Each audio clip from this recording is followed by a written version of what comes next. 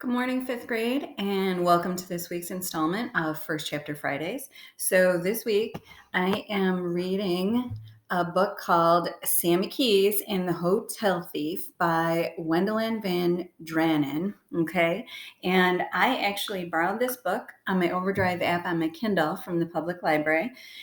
But I think I'm going to go on to our virtual book fair later, our Scholastic Book Fair, and order it on there because I would like to have at least one hard copy in the classroom because it's such a great book. And it's a series too. So if you like it and you like mysteries, or even if you don't think you like mysteries, you should try this one because it's fantastic. So here we go. Here's the prologue. Grams told me my binoculars were going to get me into trouble. I just didn't believe her. See, Grams worries all the time about the way I dress and the food I eat, about me getting home on time, and especially about nosy Mrs. Graybill seeing me come and go. It's not like I try to upset her. I try real hard not to. It's just that somehow Grams winds up worrying and I usually get blamed for it. So when she'd see me looking out the window with my binoculars and say, Samantha Keys, you mark my words. Those things are going to get you in a big heap of trouble someday. I just say, and keep right on looking. I figured it was just Grams doing some more worrying about nothing. That is, until I saw a man stealing money from a hotel room across the street. And he saw me. Chapter 1. It's not like I was trying to get into trouble, and it's not like it was my fault I was stuck inside the apartment. If it was anybody's fault, it was Mrs. Graybill's. Mrs. Graybill lives down the hall and has to be the nosiest person who ever lived. I swear she's got nothing better to do than to stand by her door waiting for someone to do something she doesn't think they're supposed to be doing. Graham says she's just a bitter old woman. But when I ask why she's bitter, Grams doesn't seem to have much of an answer. She usually just shrugs and says, it happens to some people sometimes, and then changes the subject. Anyhow, it's on account of Mrs. Graybill that I was stuck inside when I wanted to be outside. I'll fix that for you. And since there's not much for me to do because everything I own has to be able to fit inside Graham's bottom dresser drawer, I was using the binoculars to at least see what was going on outside. First, I checked out the pup parlor. You can see some pretty weird looking dogs leaving the pup parlor. Most of them come out all puffed up and wearing ribbons like they're going to a party instead of home to sleep on the couch. But since we're on the 5th floor and the pup parlor's clear down the street, there isn't really much to see if nobody's going in to pick up their puffy dogs. And since nobody was going in to pick up their puffy dogs, I didn't spend much time watching. I didn't waste time at Bargain Books either. The only interesting thing I ever saw there was when the owner, Mr. Bell, chased this kid all the way down to Main Street, yelling at the top of his lungs, "Stop! You come back here and get your filthy bubblegum off my wall!" His face was all red and I thought he was going to have a heart attack. He caught the guy in the middle of the intersection at Broadway and Main and dragged him clear back up to the bookstore by his collar. Then he made him pull the gum off the wall and throw it in a trash can. The boy looked really embarrassed, kind of checking around to see if anyone was watching him pick these big strands of goopy gum off the wall. I waved, but he didn't see me, and pretty soon Mr. Bell let him go. Anyhow, I cruised right by the bookstore and started checking out the hotel. Grams hates the Heavenly Hotel, calls it seedy, but I think she's wrong. One time I even went inside. There was a man with greased back hair sitting behind the counter reading a newspaper and smoking a cigar. He kind of eyed me from behind the paper, then rolled his cigar over to one side of his mouth and said, "Looking for someone?" I just smiled and shook my head and sat down in one of the fuzzy green chairs they have waiting for you in the lobby. I'd always wanted to sit in a chair like that, the kind with the curvy legs that have paws on the ends of their feet. Yeah, on the ends, and then backs that go way up. The backs on the ones in the Heavenly Hotel are pointy, like the Pope's hat, only green. Anyhow, I'm busy trying out one of the chairs when the guy behind the counter says, "You sure?" I nod and ask him, "How old do you have to be to live here?" He squints at me and rolls his cigar from one side of his mouth to the other. "Where's your mother?" Now, there's no way I wanted to get into that, so I just hopped out of the chair and headed for the door.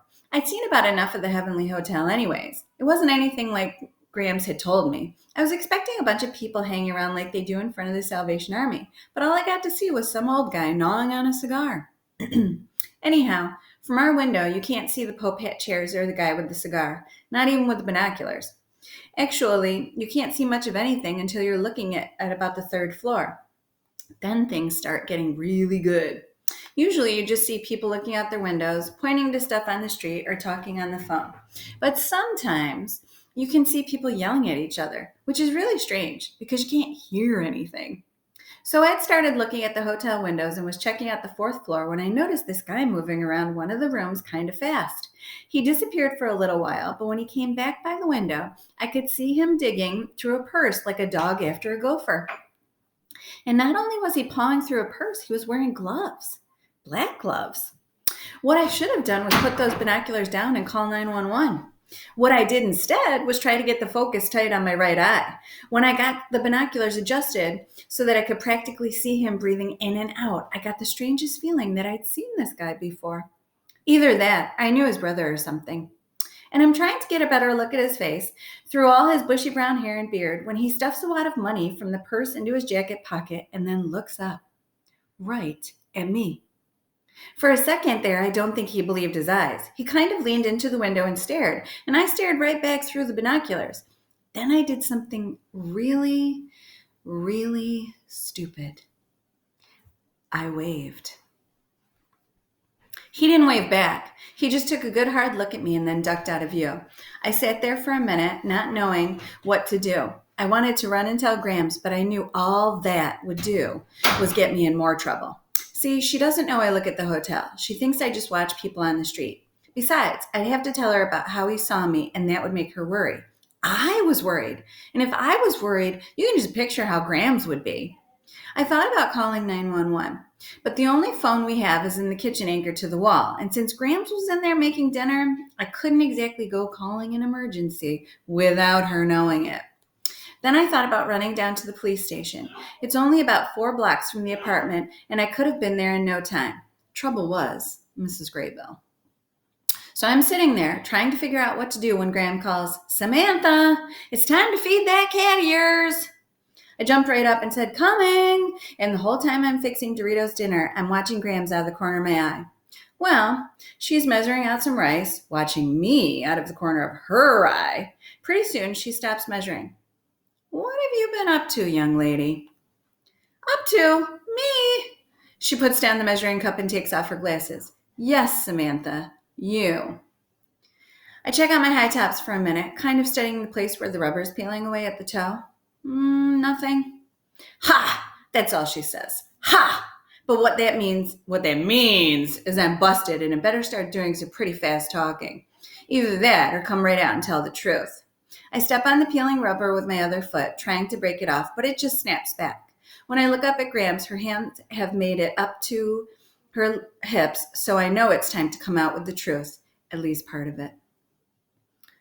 "I was using the binoculars. Sorry." She lets out a little sigh.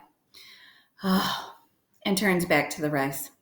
So there I am, waiting for her to ask me what I saw, thinking that maybe I'll tell her because I'm feeling kind of shaky about the whole thing. But she doesn't ask. She just sprinkles out some more rice and says, "Well, I suppose it can't be helped with Daisy being such a busybody today." And I'm standing there, not real sure I like getting off the hook so easy, when she turns to me and says, "You know what the problem is? The problem is I haven't taught you how to knit." I couldn't believe my ears. To knit? Now Grams doesn't usually get too excited about stuff. When she does, you can tell her eyes. You can tell because her eyes get really big and she starts moving. And thinking about teaching me to knit was making those eyes of hers pop wide open. I just said, "Uh-oh," and got real busy giving Doritos fresh water. It didn't help. She comes over to me with this measuring cup full of rice and says, "To knit or crochet or embroider. That's it. I'm going to teach you how to embroider." Embroider? I filled up Doritos' water dish. "No way." She chases after me with that cup of rice in her hand. "It would be fun. Trust me, you would enjoy it. Besides, it would give you something constructive to do on the days when you have to stay in." I look straight at her. "I would hate it." Then I point to the kettle of water splashing away like crazy on the stove. Water's boiling. She hurries over to the stove. How do you know you'd hate it? You never even tried it. I laugh. Oh, yes, I have. Lady Lana tried to teach me. Please don't call her that. I just shrug. Well, she did. When I was in the 3rd grade, I kept poking myself. Well, hello there, Miss Busy Bee. When I was in the 3rd grade, I kept poking myself with the needle, and she got mad at me because I bled all over the place. I mean, that would be kind of stinky, wouldn't it? Grams didn't have much to say to that. I mean, everyone knows how much my mother likes blood. So she stirs the rice some, and finally she says, well, okay then, I'll teach you how to knit. I groan, but I can tell it's hopeless. Grams is going to teach me how to knit, whether I like it or not.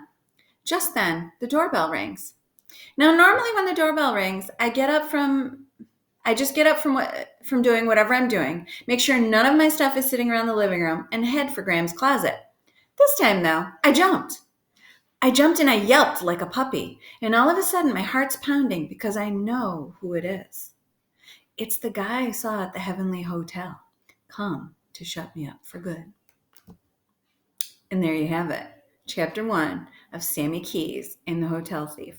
Boys and girls, I hope you enjoy reading it just as much as I did. Again, you can get the audiobook on your Kindle with parent permission, obviously, but it may be one of the free books on Prime. I'm not sure. You can borrow it from your public library on the Overdrive app. You can borrow the ebook or the audiobook. I currently have the ebook, but enjoy this. It's a wonderful story, and I think you'll enjoy it. Have a great day, boys and girls.